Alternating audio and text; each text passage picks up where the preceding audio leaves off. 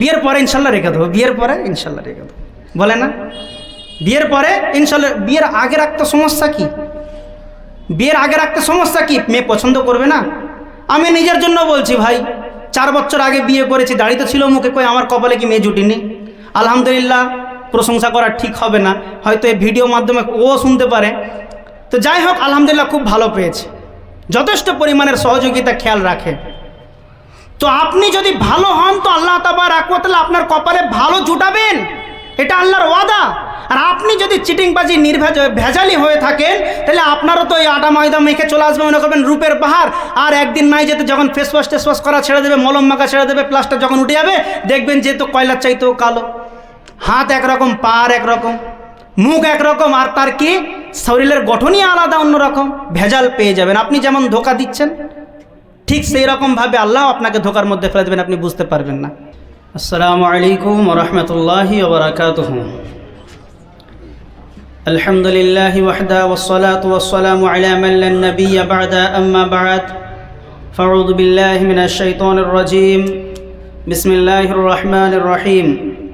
قل إن كان آباؤكم وأبناؤكم وإخوانكم وأزواجكم وعشيرتكم وأموال اقترفتموها وتجارة تخشون كسادها ومساكن ترضونها أحب إليكم من الله ورسوله وجهاد في سبيله فتربصوا حتى يأتي الله بأمره الله لا يهدي القوم الفاسقين। উপস্থিত সম্মানিত শ্রদ্ধেয় আজকের সবার সভাপতি সাহেব এবং আমার সম্মুখে বসে থাকা ইসলাম দরদি দিন প্রিয় ভাই এবং পর্দার আড়ালে আমার মা ও ভগ্নীগণ, আজকে আপনারা শুনলেন ইতিপূর্বেই যে আমার বক্তব্যের বিষয় হচ্ছে ইসলামে যুবক যুবতীর ভূমিকা। আমি আপনাদের সম্মুখে প্রথমে একটি উক্তি বলি, যেটা আমাদের আজকে বক্তব্য শুনতে বা বুঝতে সাহায্য বা সহযোগিতা করবে। কোন একজন বলেছেন বিশেষজ্ঞ যে বচনে বচনে বিতি হারাইল কাঁথা, ভেড়লের যুদ্ধতে গেল শিয়ালের মাথা, মা বেটিতে ঝগড়া করে বটি পড়ল নাকে, 3 জনের মধ্যে দোষ দেব কাকে। জিনিসটাকে আমি ভাঙবো, তবে বক্তব্য কিছুটা আরম্ভ করার পর। যেহেতু আজকে আমার বক্তব্যের বিষয় হচ্ছে ইসলামে যুবক এবং যুবতীর ভূমিকা, আল্লাহ তাবারক ওয়া তাআলা যুগে যুগে যত নবী প্রেরণ করেছেন এবং সাহাবা একরামের মাধ্যমে ইসলামের যতটা খিদমত নিয়েছেন, আমরা পড়াশোনা করার মাধ্যমে অথবা জ্ঞান অর্জন করার মাধ্যমে যতটা জানতে পেরেছি, সবটার পিছনে যুবকদের ব্যাপক একটি ভূমিকা রয়েছে। সেই যুগের যুবক যারা ইসলামকে কায়েম করে গিয়েছেন, আর বর্তমান যে সমস্ত যুবকেরা আজকে আমরা আছি, আমি আপনি, আমরা ইসলামকে ধ্বংসের পথে ঠেলে দিচ্ছি। তারা ছিল যুবক, আমরাও যুবক, কিন্তু তাদের দিনকে বাঁচানো এটা ছিল মুখ্য উদ্দেশ্য, আর আমরা এই দিনকে কিভাবে ধ্বংসের পথে নিয়ে যাই এটা হচ্ছে আমাদের মুখ্য উদ্দেশ্য। যুবক নামটা থেকে গিয়েছে, কিন্তু কাজটা সম্পূর্ণ ভিন্ন বা আলাদা হয়ে গিয়েছে। কথায় আছে না, হাইরে কাল এলো কাল, বকরিতে চাটে বাঘের গাল। বকরির সঙ্গে বাঘের কোনো সম্পর্ক থাকে? পেলেই তো খাবে, ও শিকার আর এ শিকারী। তাহলে বর্তমান যুবক, যেই যুবকদের মাধ্যমে আল্লাহ তাবারক ওয়া তাআলা দ্বীনকে প্রতিষ্ঠিত করেছেন, সেই যুবক আজকে আছে, কিন্তু আল্লাহ তাবারক ওয়া তাআলা যেরকমভাবে সেই যুবকদের মাধ্যমে দ্বীনকে কাজে লাগিয়েছিলেন, এখনকার যুবকেরা সেই সমস্ত দ্বীনকে, আল্লাহ তাবারক ওয়া তাআলার দ্বীনকে হেফাজত করার জন্য, প্রতিষ্ঠিত করার জন্য বিন্দুমাত্র তারা আগ্রহ দেখাতে পারে না বা দেখায় না। কেন? এই বর্তমান যুগের যুবকদের এই দুর্দশার কারণ কি? কোন কোম্পানি, কোন নেতা, কোন পার্টি এদেরকে এই ইসলাম থেকে দূরে ঠেলছে? কেউ না, এরা নিজেরাই নিজেদের ধ্বংসকে ডেকে এনেছে।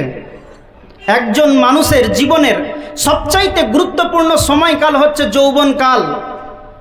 মানুষের জীবনে যেমন গুরুত্বপূর্ণ এই যৌবনকাল, ঠিক তেমনই ঝুঁকিপূর্ণ হচ্ছে এই যৌবনকাল।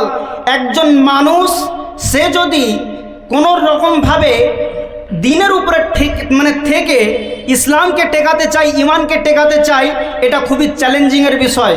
এটা সহজ বা মামুলি বিষয় নয়। হাতেতে আগুন নিয়ে বা আঙ্গার নিয়ে চলা যেমন কষ্টকর, বর্তমান যুবকদের কাছে এই ইমানটাকে টিকিয়ে রাখা ঠিক ততটাই কষ্টকর। কিন্তু এই দুর্দশা, এই অবস্থার মধ্যে তাদেরকে কে ঠেলে দিল? আল্লাহ তাবারাক ওয়া তাআলা তিনি বলেন যে যখন তোমরা 8টা জিনিসকে বেশি বেশি করে প্রাধান্য দেবে আর 3টে জিনিসকে তোমরা করুণার পাত্র করে ছেড়ে দেবে, তখন তোমাদের উপরেতে আল্লাহ তাবারাক ওয়া তাআলার গজব নাজিল হবে। আমি প্রথমে কি বললাম? বক্তব্য শুরু করার পূর্বে বলেছিলাম যে বচনে বচনে বিতি হারাইল কাঁথা, ভেড়লের যুদ্ধতে গেল শিয়ালের মাথা, মা বেটিতে ঝগড়া করে বটি পড়ল নাকে, 3 জনের মধ্যে আমরা দোষ দেব কাকে? একজন বুড়ি নৌকা পার করে, এইটা ভাঙছি আমি, একটু বুঝুন। মানে আমি দেখুন বক্তব্যের প্রেক্ষাপটে যাতে করে এগুলো বলছি আপনাদের অ্যাটেনশন করার জন্য, যাতে করে আমরা আমাদের এই বক্তব্যটাকে মূল্যায়ন করতে পারি, এই উদ্দেশ্যে নিয়ে। তো একজন বৃদ্ধা মহিলা, উনি কী করলেন, মেয়ের বাড়িতে যাবেন। তো মেয়ের বাড়ি যেতে গেলে পরে তাকে একটা নদী পার হতে হয়, আর নদী পার হবার জন্য তাদের ওখানে তো একটা নৌকার ব্যবস্থা আছে। তো সেই বুড়ি অনেক দিন থেকে টাকা জমাতে 2 লক্ষ টাকা জমিয়ে রেখেছিল যে তার মেয়েকে দেবে, তার জামাইকে দেবে, এই আশা নিয়ে। তো সে যখন চিন্তা ভাবনা করলো যে আমি মেয়ের কাছে যাচ্ছি টাকা দিয়ে আসব, তো টাকাটাকে যদি আমি সুন্দর করে প্যাকিং করে নিয়ে যাই, তাহলে ডাকাতরা বা ছিনতাইকারীরা বুঝে নেবে যে এর মধ্যে টাকা বা কিছু আছে, মূল্যবান সয় সম্পত্তি আছে। এজন্য একটা ছেঁড়া ক্যাঁথার মধ্যে জড়িয়ে টাকাটাকে নৌকার এক সাইডে রেখে দিয়েছে, যাতে করে কেউ বুঝতে না পারে। এবারে নৌকাতে উঠবে এই চিন্তা ভাবনা নিয়ে সে কী করছে, একটু মুখ হাত পা ধুতে গিয়েছে, আর বারবার করে খালি বিড়বিড় করে বকছে যে আমার যা হবে হোক, আমার ক্যাঁথা যেন কিছু না হয়, বারবার করে বলছেন। তো পাশে 2 জন ছিনতাইকারী বা ডাকাত চোর বসেছিল, তারা বলছে যে এই বুড়ি বারবার করে এই শব্দ কেন বলছে, তাহলে এবার মালটা ক্যাঁতার মধ্যেই আছে, তো ক্যাঁতা নিয়ে চলে গেল। তো এর জন্য আপনি দোষ কাকে দেবেন? ভেড়লের যুদ্ধতে গেল শিয়ালের মাথা। ষাঁড়, ভেড়া বা যারা আমরা দেখেছি পাঁঠা বা যেগুলো খাসি আছে, তাদের যখন লড়াই চলে তাদেরকে কিন্তু ছাড়ানো যায় না সহজে। তো ওরকম একটা বনেতে 2টো ভেড়া ঠকাস করে তাদের লড়াই চলতেই আছে, আর বনের পাশ থেকে একটা শিয়াল চিন্তা ভাবনা করছে যে এদের দুজনের মারপিট করে যে মরবে সেটা আমার খাদ্য, ও কুরবানি করেই দিয়েছে, বুঝতে পারছেন তো? তো এই চিন্তা করেছে, এখন সে অনেকক্ষণ থেকে দেখছে যে এদের ঠকাস লেগেই আছে, কিন্তু কেউ মরছে না। তো এই যে লাগাটা কত জোর লাগছে এটা চেক করার জন্য বলে দাঁড়া আমি একবার মাথাটা নিজেই ঢুকিয়ে দেখি কত জোর লাগছে। তো শিয়াল দৌড়ে এসে মাথাটা ঢুকিয়েছে, দুদিক থেকে 2 ভেড়া এসে দিয়েছে ও কেলাকাট। তো এর জন্য এই যে মরলো, এর জন্য দোষ আপনি কাকে দেবেন? তো তুই অতক্ষণ অপেক্ষা করলি, আরেকটু অপেক্ষা কর, তারপরে একজন না কেউ না একজন তো ঘায়েল হবে, সেটা তোর খোরাক হবে। তো না, ট্রাই করতে গিয়ে, টেস্ট করতে গিয়ে নিজেই কলাকার। মা আর বেটি ঝগড়া হচ্ছে, মা এখন মেয়ের দিকে বেটির দিকে একটা বটি ছুঁড়ে মেরেছে, আর পাশের বাড়ির লোক, আমাদের এখানে হয় না যে ঝগড়া যদি লেগে যায় তো পাশে এসে সব তামাশা দেখে, ছাড়াবে না কিন্তু তামাশা দেখতে আসবে। তো পাশের বাড়ির একজন বউ, সে কী করে আছে, তামাশা দেখতে এসে তারই নাকটা কাটা গেল। তো এর জন্য দোষ আপনি কাকে দেবেন? তোদের মাই বেটি ঝগড়া আছে, তুই মাঝখানে যে গেলি কেন? ছাড়ানো যদি উদ্দেশ্য থাকে আলাদা বিষয়, দেখার জন্য গিয়েছে তো তার নাকটা কেটে গেল। তো এই যে 3টে আমি কথা আপনাদের সম্মুখে আদালতে রাখলাম, তো এর মধ্যে থেকে আপনি দোষ কাদেরকে দেবেন? যাদের ক্ষতি হয়েছে তাদেরই দোষ। তো আমি যেটা বলতে চাচ্ছি, আপনাদেরকে বোঝাতে চাচ্ছি যে বর্তমান যুবকদের এই দুর্দশা, তারা না নামাজের মধ্যে যায়, না তাদের মধ্যে ইসলামের কোনো চিহ্ন পাওয়া যায়, এর জন্য দুর্দশা মানে কাকে আপনি দোষ দেবেন? এই দুর্দশার জন্য কাকে আপনি দায়ী করবেন? আল্লাহ সুবহানাহু ওয়া তাআলা তিনি বলছেন, বিসমিল্লাহির রহমানির রহিম, কুল ইন কানা আবাউকুম ওয়া আবনাউকুম ওয়া ইখওয়ানুকুম ওয়া আজওয়াজুকুম ওয়া আশিরাতুকুম ওয়া আমওয়ালুন ইকতারাফতুমুহা ওয়া তিজারাতুন তাখশাউনা কাসাদাহা ওয়া মাসাকিনু তারদাউনাহা আহাব্বা ইলাইকুম মিনাল্লাহি ওয়া রাসূলিহি ওয়া জিহাদিন ফি সাবিলিহি ফাতারাব্বাসু। আল্লাহ বলছেন অপেক্ষা কর, সবর কর। ফাতারাব্বাসু হাত্তা ইয়াতিয়াল্লাহু বিআমরিহি, যতক্ষণ পর্যন্ত তোমার প্রভুর পক্ষ থেকে, আল্লাহর পক্ষ থেকে হুকুম না এসে যায়। আল্লাহু লা ইয়াহদিল কওমাল ফাসিকিন, আল্লাহ তাবারাক ওয়া তাআলা ফাসিক কওমকে হেদায়েত দেন না, ফাসিক কওমকে তিনি হেদায়েত দেন না, তারা ফাসিকই থেকে যায়। 8টা জিনিসকে আল্লাহ রাব্বুল আলামিন এখানে বললেন যে 8টা জিনিসকে যখন কোনো যুবক অথবা কোনো মানুষ, চাই সে পুরুষ হোক অথবা আর কেউ হোক, যখন 8টা জিনিসকে বেশি বেশি করে তারা মূল্যায়ন করবে, প্রাধান্য দিবে, আর তারা কি করবে, 3টে জিনিসকে করুণার পাত্র করে রেখে দেবে, তো তখন আল্লাহ তাবারাক ওয়া তাআলা বলছেন যে ফাতারাব্বাসু, তোমরা অপেক্ষা করো, হাত্তা ইয়াতিয়াল্লাহু বিআমরি, আল্লাহর হুকুম না এসে যাওয়া পর্যন্ত। 8টা জিনিস কি এবং 3টে জিনিস কি, এই জিনিসটা একটু বোঝার জন্য একটা টেকনোলজিক পদ্ধতি ব্যবহার করি। আচ্ছা বলুন তো, একটা দাঁড়ি পাল্লার, দাঁড়ি হয় না কাঁটা, তো এর পাল্লা কটা থাকে, একটা না দুটো? বলুন তো, একটু আওয়াজ করে বলুন, একটা না দুটো থাকে? দুটো।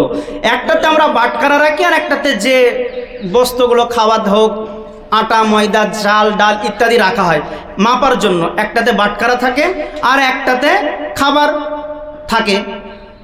তো যদি মনে করেন যে একটা পাল্লাতে 100 গ্রামের বাটখারা 8টা রাখা হয়েছে, তাহলে কত গ্রাম হলো? 800 গ্রাম। 1 কিলো হয়েছে কি? হয়নি।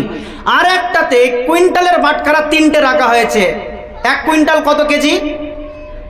100 কেজি। তাহলে 300 কেজি, 3টে কুইন্টালের বাটখারা রাখা হয়েছে একটা পাল্লায়, আর একটা পাল্লায় রাখা হয়েছে 100 গ্রামের 8টা বাটখারা।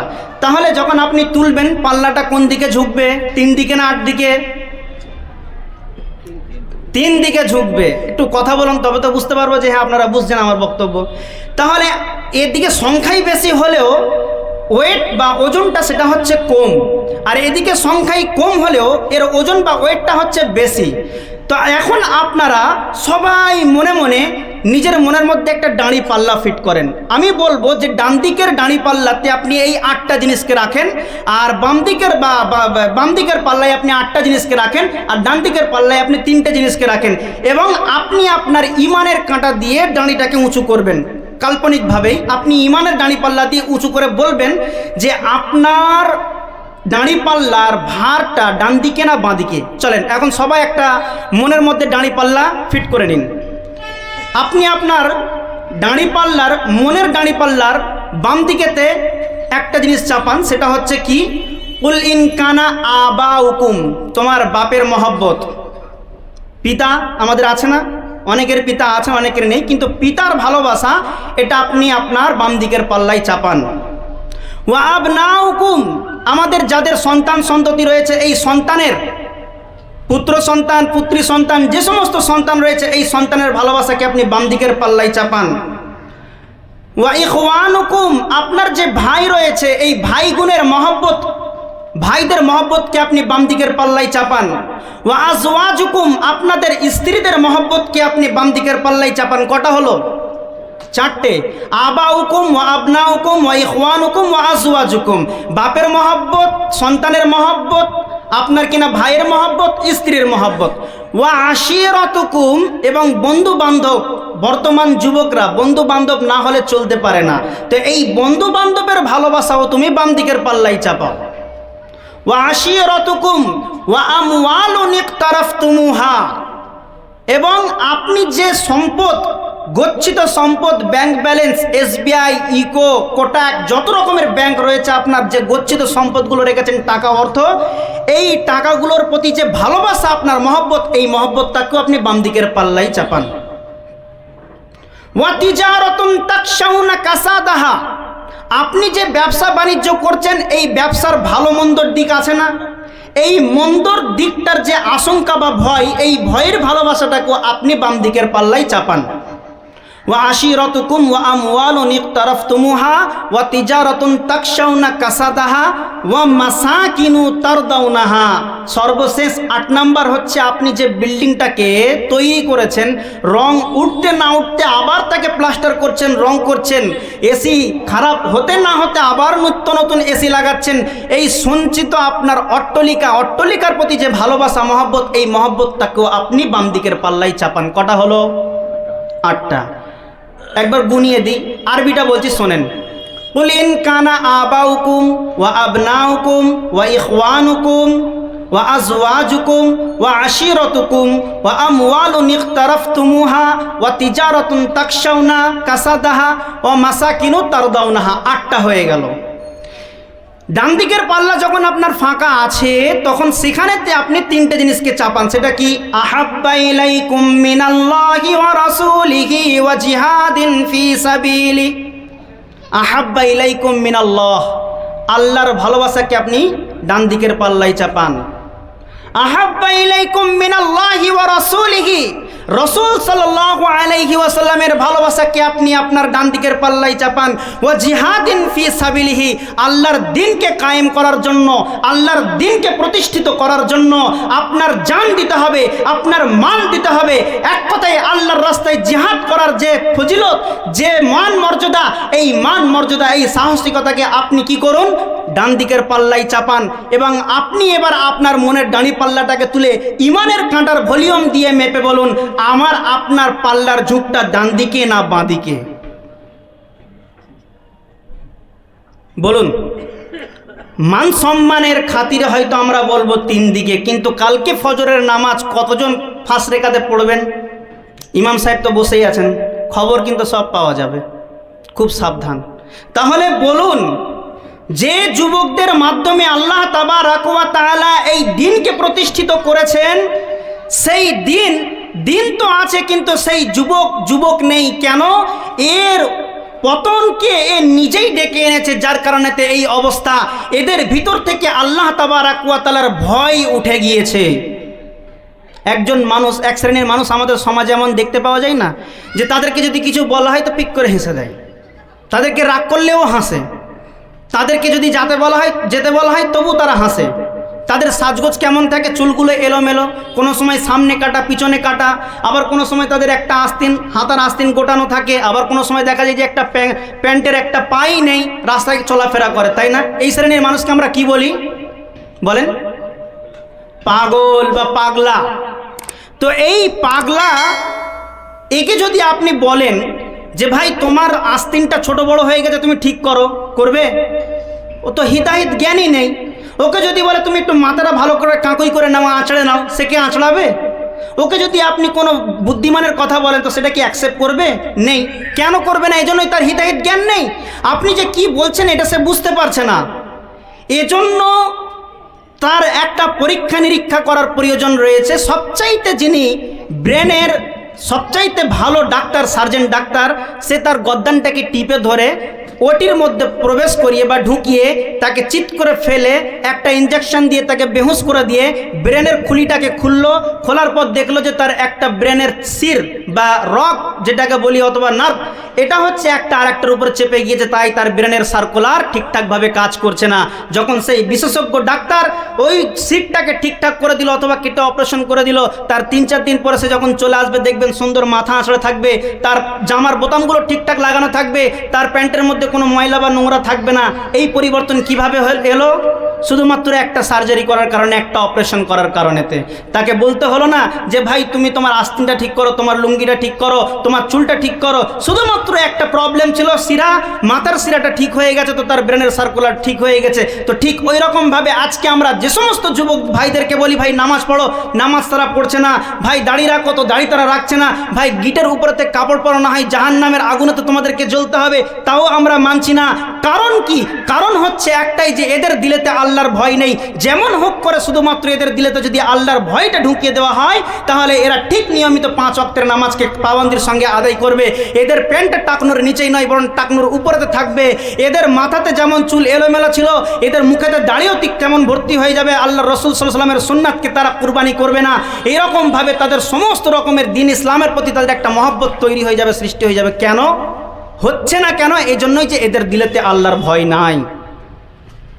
কিন্তু বর্তমান যুগে যে আমরা আল্লাহ তাবারক ওয়া তাআলার এই নিয়ামতটাকে পেয়েছি, অর্থাৎ যৌবনকালটাকে পেয়েছি, এই যৌবনকালটা কিন্তু আমাদের কাছে স্থায়ী নয়।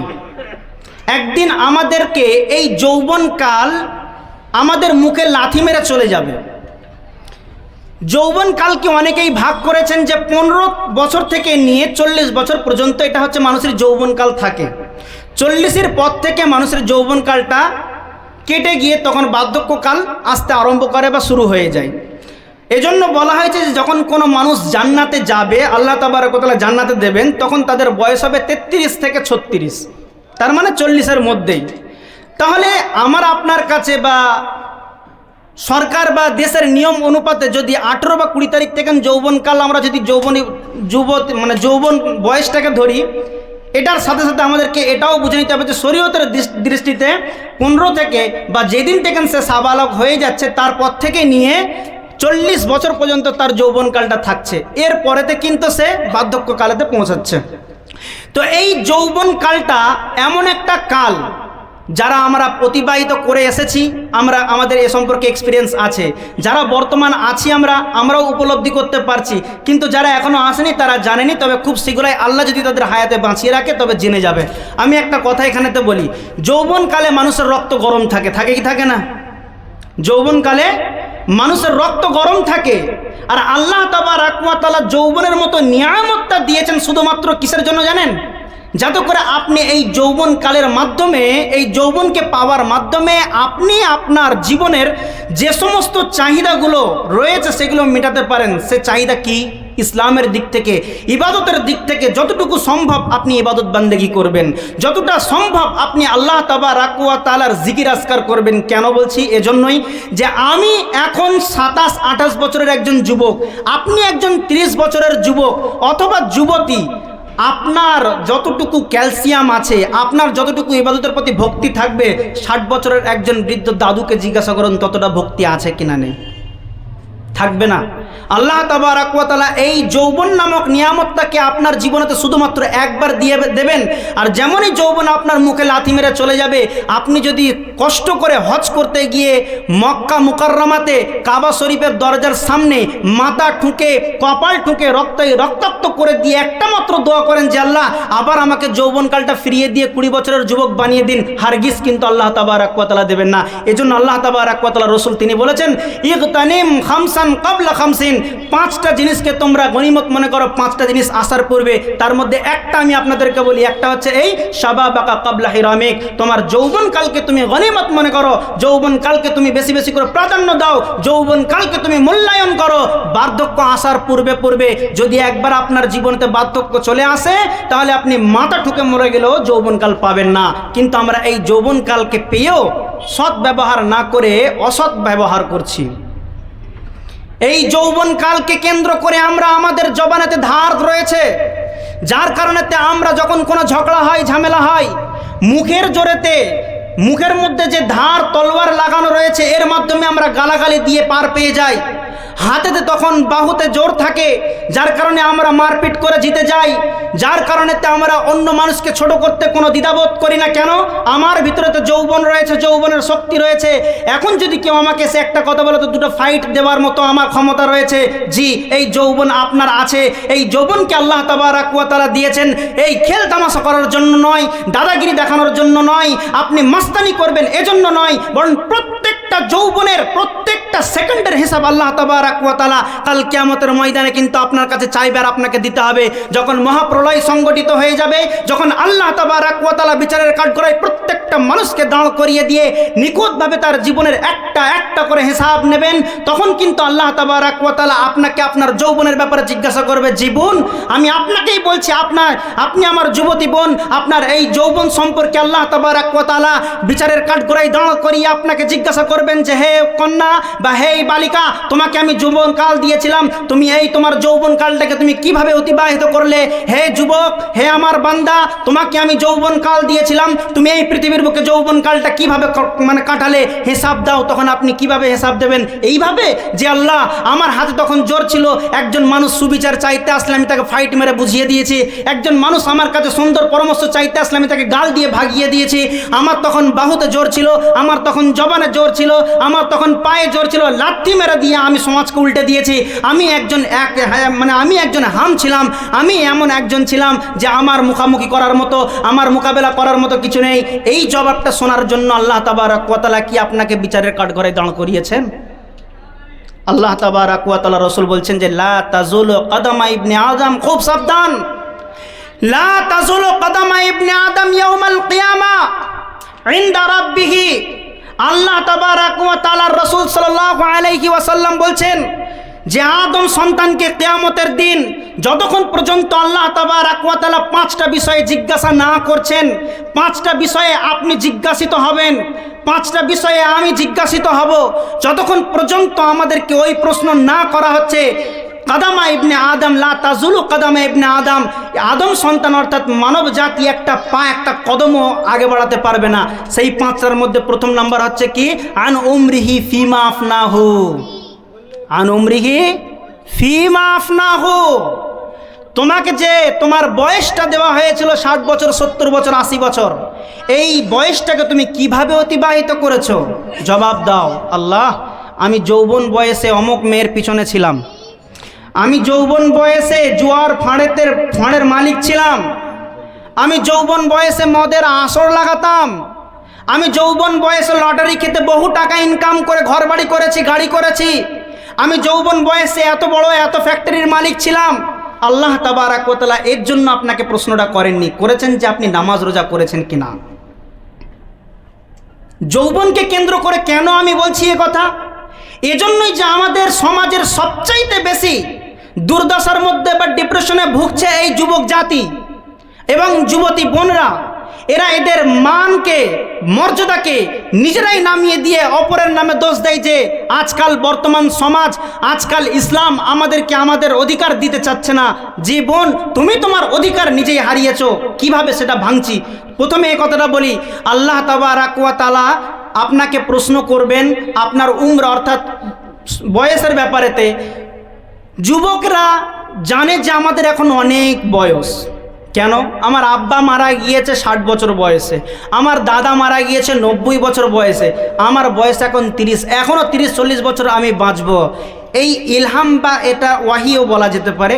আল্লাহ তাবারাক ওয়া তাআলা কি আপনার উপর অবতীর্ণ করেছিলেন যে হে আমার অমুক বান্দা, তোমার বয়স এখন 30, তুমি 60 বছর বাঁচবে, বিন্দাস তুমি যা করে করো, যা ইচ্ছা তাই করো? ইলহাম করেছেন আল্লাহ আপনার উপরে? ওয়াহি করেছেন আপনার উপরে?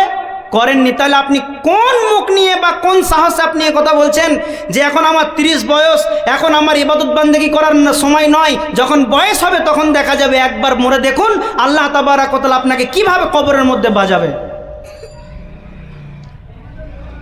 ঠিক ওই রকম ভাবেই আল্লাহ তাবারাক ওয়া তাআলা সূরা নূরের মধ্যে যুবক এবং যুবতী, পুরুষ এবং মহিলা উভয়কে পর্দার জন্য বলেছেন যে তোমরা তোমাদের সতীত্বের হেফাজত করো, তোমরা তোমাদের চোখের হেফাজত করো, তোমরা পর্দার মধ্যে থাকো, নারী পুরুষ উভয়।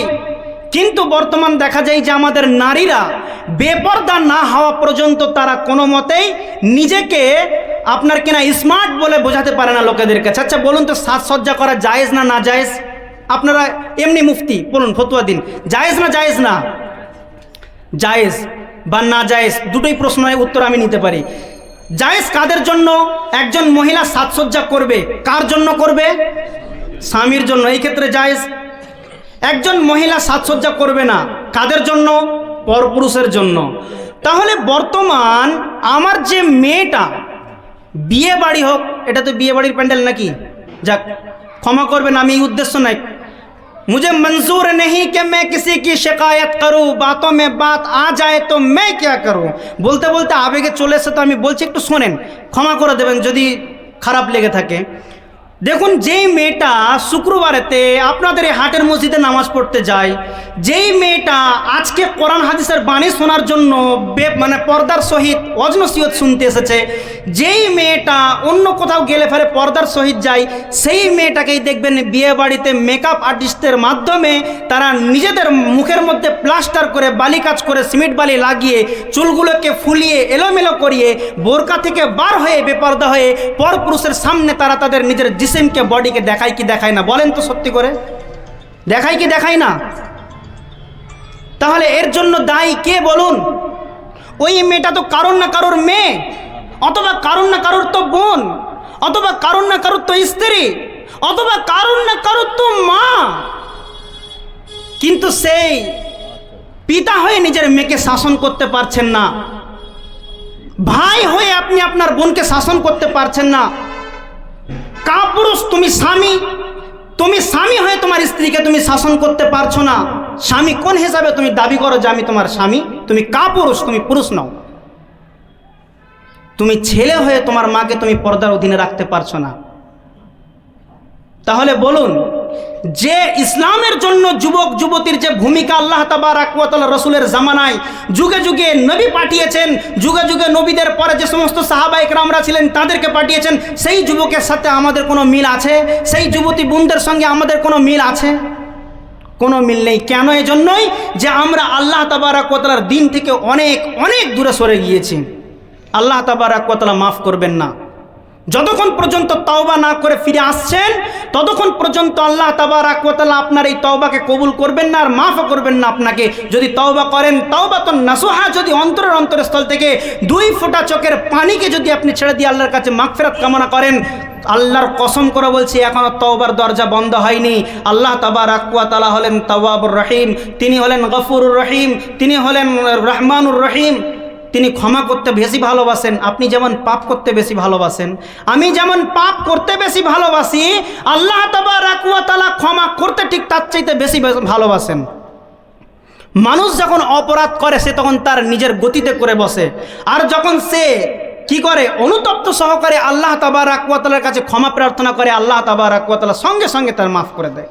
একটা হাদিসও আছে, আমি হাদিসটার ইবারত বলছি না, সামান্য একটু টাচ মানে একটু লাইন আপনাদের সামনে তুলে ধরছি। যখন কোনো বান্দা, আল্লাহ কতটা রহমান, কতটা দয়ালু, এটা আমি আপনাকে বোঝাচ্ছি। দেখুন, যখনই কোনো বান্দা আপনার কিনা নেকির কাজ করে, আল্লাহ তাবারক ওয়া তাআলার পারমিশন আছে, ফেরেশতাদেরকে বলা আছে যে তোমরা লিখে নাও, সঙ্গে সঙ্গে লিখে নাও। যেমনই আপনি কোনো একটা নেকির কাজ করেন, নেকির কাজ করেননি, শুধু নিয়ত করেছেন যে আপনি আগামী শুক্রবার বা জুম্মার দিনেতে মসজিদে গিয়ে 10 টাকা আল্লাহ রাস্তায় দেবেন, নিয়ত করেছেন, এখনো দেননি, শুক্রবার আসেনি, জুম্মা আসেনি, আপনি দেননি, শুধু নিয়ত করেছেন। আল্লাহ তাবারক ওয়া তাআলা নিয়তের জন্য, আপনার এই ভালো শখ উদ্দেশ্যের জন্য আল্লাহ তাবারক ওয়া তাআলা আপনার আমলনামাতে কি লিখবেন? নেকি লিখবেন। আবার যখন আপনি দান করবেন, আমলে বাস্তবায়ন করবেন, তখন আল্লাহ তাবারক ওয়া তাআলা আবার লিখবেন। কিন্তু যখন আপনি অপরাধ করেন, যখন আপনি গুনাহ করেছেন, করবেন এই নিয়ত নয়, বরং করে ফেলেছেন, আল্লাহ তাবারক ওয়া তাআলা ফেরেশতাদেরকে অনুমতি দেননি যে সঙ্গে সঙ্গে লেখো, বরং থাম, ওয়েট করো, ও তওবা করে কি দেখো। যদি তওবা করে তাহলে সেই গুনাহটাকে মিটিয়ে দেওয়া হবে, লেখা হবে না। আর দেখা গেল সময় পার হয়ে গেল, টাইম চলে গেল, সে তওবা করলো না, গুনার উপরে গুনাহ, পাপের উপরে পাপ, অপরাধের উপরে অপরাধ করতে আছে। আল্লাহ তাবারক ওয়া তাআলার নির্ধারিত ফেরেশতারা তখন তার ওই গুনাহটাকে লিখে নেবে। তাহলে বলুন, আমার আল্লাহ কি দয়াবান নয়? আমার আল্লাহ কি দয়াবান নয়? আল্লাহ তাবারক ওয়া তাআলা তার রাসূল সাল্লাল্লাহু আলাইহি ওয়াসাল্লাম তিনি বলছেন, আন উমরিহি ফিমা আফনা। তাহলে যে তুমি তোমার যৌবনকালটাকে কিভাবে অতিবাহিত করেছো সেটার তুমি হিসাব, তুমি তোমার বয়সকালটাকে কিভাবে অতিবাহিত করেছো সেটার হিসাব তুমি দাও। এরপরে দ্বিতীয় প্রশ্ন আল্লাহ তাবারক ওয়া তাআলা কিয়ামতের দিন করবেন, আন শাবাবিহি ফিমা আবলা। ওটা তো বয়স, আর এটা শুধুমাত্র খাস করে যৌবনকালকে কেন্দ্র করে আল্লাহ তাবারক ওয়া তাআলা জিজ্ঞাসা করেন, এই যুবক, তোমাকে যে আমি 15 বছর থেকে নিয়ে 40-45 বছর পর্যন্ত একটা যৌবনকাল দিয়েছিলাম, এই যৌবনকালটাকে তুমি কিভাবে অতিবাহিত করেছো? আল্লাহ, কলেজে পড়েছি, কত মেয়ের প্রেমে পড়েছি তার কোনো ঠিক নেই। শুনবেন আল্লাহ? এটাই আপনার মুখ থেকে শুনতে চাচ্ছেন মনে হয় নাকি আল্লাহ তাবারাক ওয়া তাআলা? এজন্যই আপনাকে প্রশ্ন করেছেন আল্লাহ তাবারাক ওয়া তাআলা। সাবধান হয়ে যান, খবরদার সাবধান হয়ে যান। যারা আমার যুবক ভাই রয়েছেন, যুবতী বোন রয়েছেন, যখন আপনার নাম যুবক অথবা যুবতী হয়ে গিয়েছে তার মানে আপনার উপরে নামাজ ফরজ। এরপর থেকে যদি আপনি এক ওয়াক্তের নামাজকে যদি ইচ্ছাকৃতভাবে কাজা করে দেন, ছেড়ে দেন, তাহলে কিন্তু এর হিসাব আপনাকে ভারীভাবে দিতে হবে, কঠিন পর্যায়ে আপনাকে নিয়ে যেতে পারে এই আপনার এক ওয়াক্ত নামাজ ছেড়ে দেওয়া। আমার যুবক ভাই, অপরাধ ক্ষমা করবেন। এই যে দাড়ি আমরা দেখছি, এই দাড়ি রাখাটা কি? অনেকেই বলি আমরা সুন্নাত, কিন্তু অনেকের মতে এটা হচ্ছে ওয়াজিব, আর এটাই হচ্ছে নিয়ম। কেননা আল্লাহ তাবারক ওয়া তাআলার নবী সাল্লাল্লাহু আলাইহি ওয়াসাল্লাম দাড়ি রাখার জন্য নির্দেশ দিয়েছেন যে তোমরা দাড়ি বাড়াও, গোঁফ ছোট করো। এবারে আপনি যদি দাড়ি কাটেন, আল্লাহ তাবারক ওয়া তাআলার রাসূল সাল্লাল্লাহু আলাইহি ওয়াসাল্লামের এই কথাকে আপনি অমান্য করছেন। এজন্য অনেক মুহাদ্দিসিন ইকরাম এবং ফাকিহগণ বলেছেন যে দাড়ি রাখা হচ্ছে ওয়াজিব একজন পুরুষের জন্য, আর দাড়ি কাটা আল্লাহ তাবারক ওয়া তাআলার রাসূল নিষেধ করেছেন, এজন্য হারাম। আপনি প্রত্যেক সপ্তাহে কম বেশি না হলেও হারাম কাজ করছেন, অথচ আপনি 5 ওয়াক্তের নামাজ পড়েন। 5 ওয়াক্ত নয়, আপনি তাহাজ্জুদ পর্যন্ত পড়েন, অথচ প্রত্যেক সপ্তাহে সেলুন দোকানেতে গিয়ে আপনি কি করছেন? একটা করে হারাম কাজ করে আসেন। আচ্ছা বলেন তো, দাড়িটা কাটা যে এটা হারাম, আপনি যে কাবিরা গুনাহ করছেন, আপনার মনের মধ্যে কি একটু অনুশোচনা আসে যে আমি অপরাধ করছি? আমরা অপরাধকেও অপরাধ মনে করি না, তাহলে সেখান থেকে আমরা তওবা করে ফিরে আসবো কি করে? একজন ছেলে, আপনাদের এলাকার একজন ছেলে অথবা মেয়ে যদি কারোর সঙ্গে জেনা করে, সেও কাবিরা গুনাহ করলো, আপনি তাকে কি বলবেন? বাচ্চালান বলবেন, কুচরিত্রের মানুষ তাকে বলবেন। কেন? সে জেনা করেছে, অপরাধ করেছে, হারাম কাজ করেছে। আপনি যে দাড়ি কেটে হারাম কাজ করছেন, আপনাকে কিভাবে অপরাধ সাব্যস্ত করব বলুন? কি বোঝাবেন আপনি?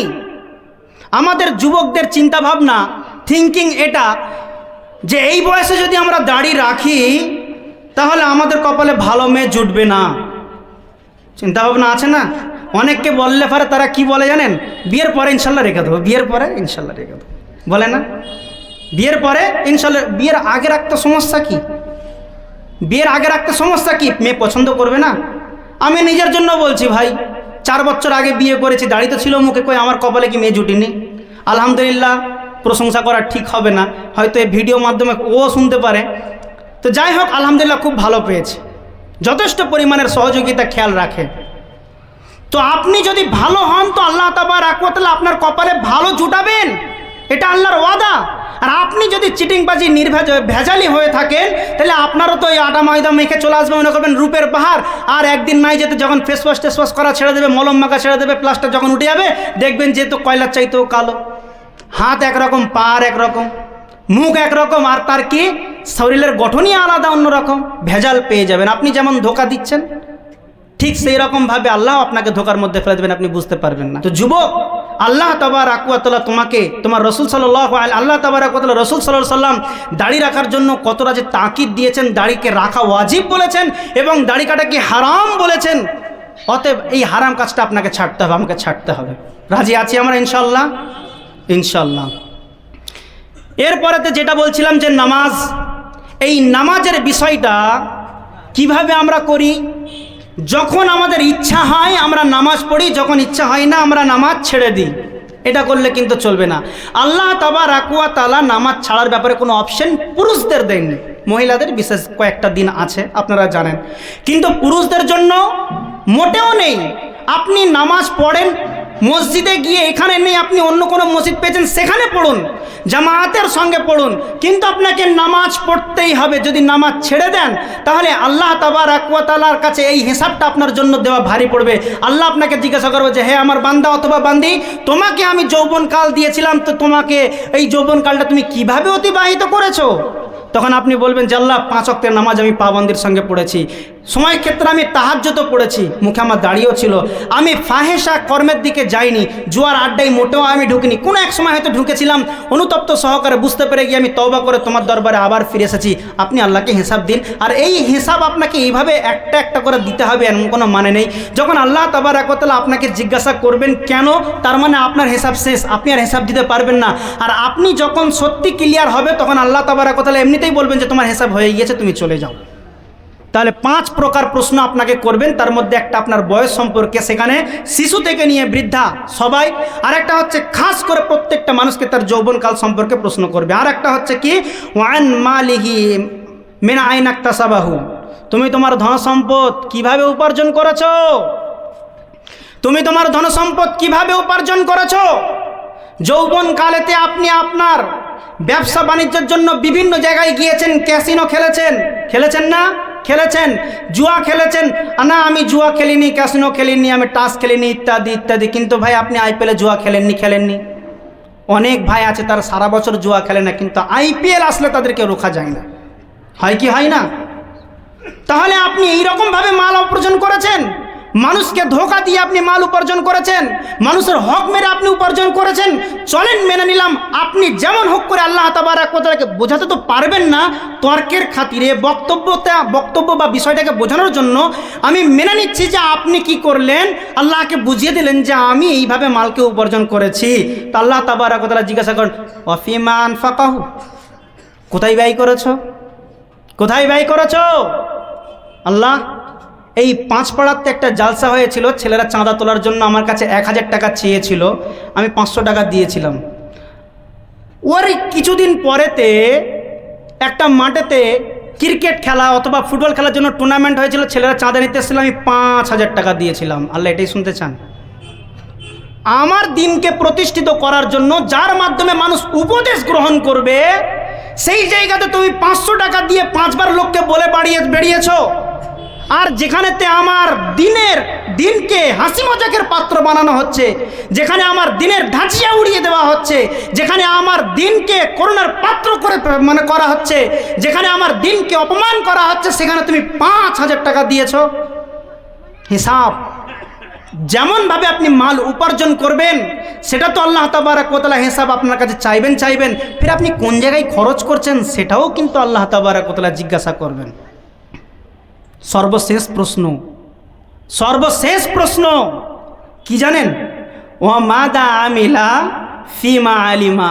আজকে আমরা আপনারা শুনছি না, সবাই ধরা পড়ে গেলাম, সবাই ধরা পড়ে গিয়েছি। আল্লাহ জিজ্ঞাসা করবেন যে তোমরা কতটা মেনেছো যা তোমরা শুনেছো। আজকে আমরা যে বক্তব্যটা শুনলাম না, সেই এশার পর থেকে নিয়ে আমাকে নিয়ে 4 জন বক্তার বক্তৃতা শুনছেন। আশা করছি যদি এটার উপরে আপনি আমল করেন তো আপনাকে দীর্ঘ 3-4 বছর আপনাকে কিছু শুনতেই হবে না, যতদিন পর্যন্ত মনে থাকবে। এর উপরে যদি আমল করেন তাহলে আপনার জন্য যথেষ্ট হয়ে যাবেন। তা আপনি আজকে শুনেছেন মানে ফেঁসে গেলেন, তাহলে শোনাটাই ভুল হলো নাকি? কি বলেন? শোনাটা ভুল হয়েছে না উপকার হয়েছে বলুন তো? উপকার হয়েছে। যদি আপনি বুদ্ধিজীবী হন, যদি আপনার ভিতরেতে বিবেক কাজ করে, যদি আপনার ব্রেনের সার্কুলার ঠিক থাকে, যদি আপনার ব্রেন মস্তিষ্ক ঠিক থাকে, তাহলে আপনি মনে করবেন যে আজকের বক্তব্য শুনে আমি খুব উপকৃত হয়েছি এবং নিজেকে পরিবর্তন করে নিজের ঠিকানাকে জাহান্নাম থেকে জান্নাতে করে নিতে পেরেছি। আর যদি আপনি ওই যে পাগলের মতো যাই বলবেন ফিক করে হেসে দেবেন, তাকে মারলেও হাসবে, তাকে রাগ করলেও হাসবে, তাকে হাসার কথা বললেও হাসবে, তাকে কিছু না বললেও হাসবে, তাহলে সেই এরকম শোনা না শোনা সমান। জমিন अगर पत्थर हो तो बारिश से क्या होगा, जमीन अगर पत्थर हो तो बारिश से क्या होगा, दिल अगर मुर्दा हो तो ये नसीहत से क्या होगा। ভাঙতে হবে বিষয়টা কেন? বুঝতে পেরেছেন? যাক আলহামদুলিল্লাহ। তাহলে দেখুন আল্লাহ তাবারক ওয়া তাআলা এই 5 রকমের প্রশ্ন আপনাকে করবেন। আর একটা শেষ কথা আমি আপনাদেরকে ছোট্ট করে বলি, তারপরে আমি আমার বক্তব্যকে ইতি করব। 5 মিনিট বলে আমি আমার বক্তব্যকে ইতি করছি। শোনেন, আমাদের যাদের গায়েতে জোর আছে অথবা আমাদের যৌবনকাল বা যুবতী বোন যারা রয়েছে, তারা মনে করে যে আমার বাপ মাটা বাপ মা, আর ছেলের বাপ মাটা বাপ মা নয়, শ্বশুর শাশুড়ি। ঠিক ওই রকমভাবে আমরা যারা ছেলে বা পুরুষ নিজের বাপ মাকে বাপ মা মনে করি, শ্বশুর শাশুড়িকে বাপ মার যে মর্যাদা বা তারা যতটা পানেওয়ালা হকদার, সেই হক বা সেই সম্মানটুকু আমরা দিই না। কেন ভাই? আপনার যখন মায়ের কিছু হবে অথবা পিতার কিছু হবে, যেমন আপনার দেখার হক আছে, ঠিক সেই রকমভাবে আপনার শ্বশুর শাশুড়ির যদি কিছু হয় তাহলে আপনার স্ত্রীরও দেখার হক আছে। সঙ্গে আপনি তাকে নিয়ে যাবেন, তার সঙ্গে পরামর্শ করবেন, তাকে দেখার সুযোগ দেবেন। আর মা বোন, আপনারা যে একটা মা বোনের একটা কথা এখানে কি বলে জানেন, যে মেয়েদের জীবনটাই এমন যে যেই ঘরেতে জন্ম সেই ঘরে তার স্থান নেই। শ্বশুরবাড়ি আপনাকে কে বিয়ে করতে বলেছে? আপনি থেকে যান না। কে আপনাকে বিয়ে করতে হবে? আপনাকে যদি কেউ বিয়ে আপনি যদি বলেন আমি বিয়ে করবো না, তো আপনাকে কেউ চাপাচাপি, না তোকে বিয়ে করতে হবে না, রিক্সাওয়ালার সাথে দেবো না, ভ্যানওয়ালার সাথে চাপাচাপি করবে? আমি করব না। আমি আমার যৌবনকে ঠিক রাখতে পারবো, নিয়ন্ত্রণে রাখতে পারবো, আমি আকাম কুকামে যাব না। তাহলে আপনাকে কেউ নিষেধ করবে? করবে না। আপনি আপনার ঘরেই থাকুন।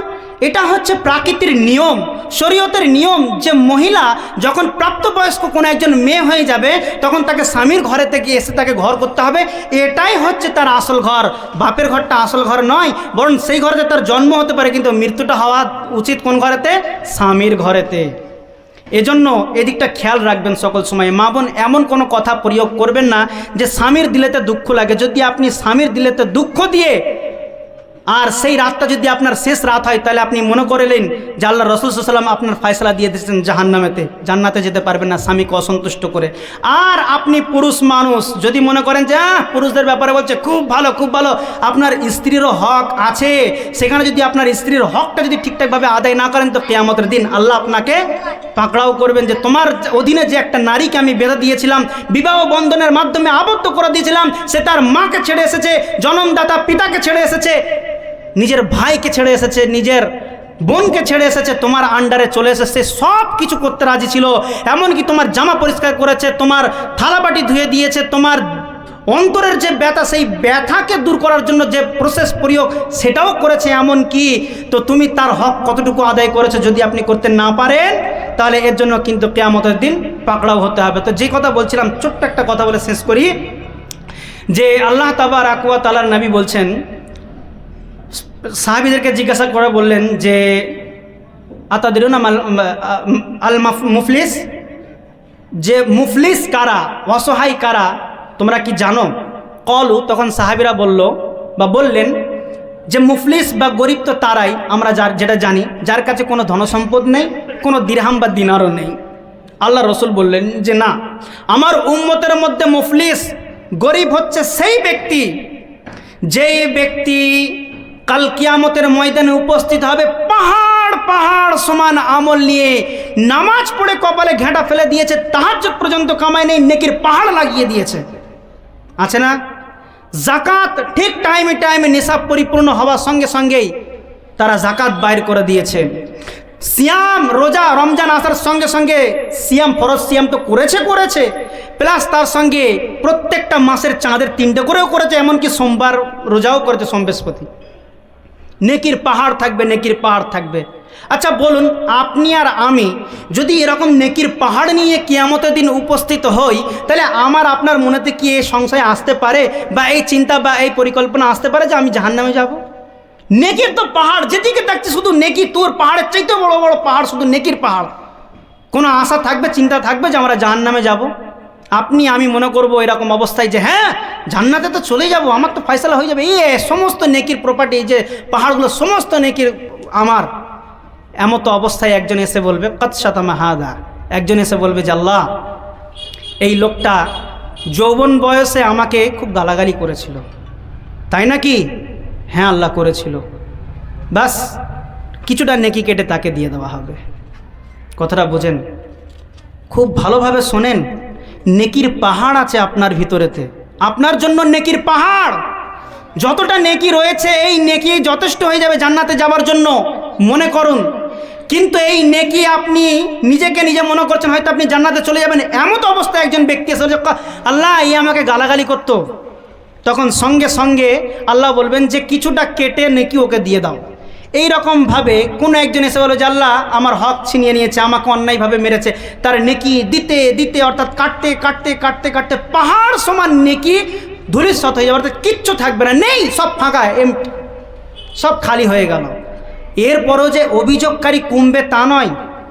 অভিযোগকারী এসে বলবে যে আল্লাহ আমার এই এই কাজগুলো করেছিল অন্যায়ভাবে।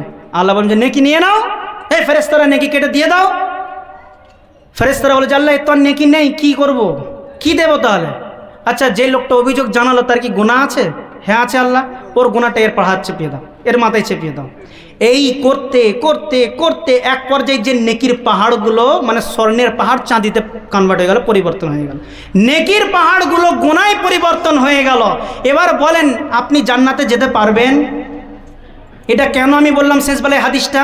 এজন্যই যে যৌবন বয়স, আমি প্রথমেই বলেছিলাম যে আমাদের জবানেতে তলবার লাগানো আছে, যাকে ইচ্ছা আমরা কেটে ফেলি কচু কাটার মতো, যাকে ইচ্ছা গাল দিই, যাকে ইচ্ছা অসম্মান করি, যার ইচ্ছা মান সম্মানকে নিয়ে ছিঁড়েমিনি খেলি, কোনো মেয়ে গেলে তাকে টিটকিরি মারতে আমরা বাকি রাখি না। এইরকমভাবে হাতের বলেতে আর কিছুর বলেতে আমরা কি করি? মানুষকে ধ্বংস করে দিচ্ছি, মানুষকে শেষ করে দিচ্ছি, মানুষের উপরে জুলুম অত্যাচারের শেষ আমরা রাখছি না। খুব সাবধান, আল্লাহ তাবারক ওয়া তাআলা ছাড় দেন কিন্তু ছেড়ে, বলুন, ছেড়ে দেন না। ঘুড়ি আমরা তো ওড়াই, ওড়াতে ওড়াতে লাটাইয়ের যখন শুধু শেষ হয়ে যায়, এক পর্যায়ে যখন টাইম হয়ে যায় আমরা কি করি? গুটিয়ে আবার নিয়ে নিই, ঘুড়িকে উড়তে দিই, আবার যখন আমরা টানি তো ঘুড়ি তখন আমাদের কাছে চলে আসে। তো আল্লাহ তাবারক ওয়া তাআলাও ঠিক সেই প্রসেস আমাদের জন্য দিয়েছেন। আপনি যতটা বাড়ার মতন মনে করছেন, বাড়তে চান, আল্লাহ আপনাকে ছাড় দেবেন, কিন্তু পুরোপুরিভাবে ছেড়ে দেবেন না। ঠিক কিয়ামতের দিন এর মানে সুদে আসলে আল্লাহ তাবারক ওয়া তাআলা দেবেন। আপনার নেকি নেই, গুনাহ আপনাকে বহন করতে হবে।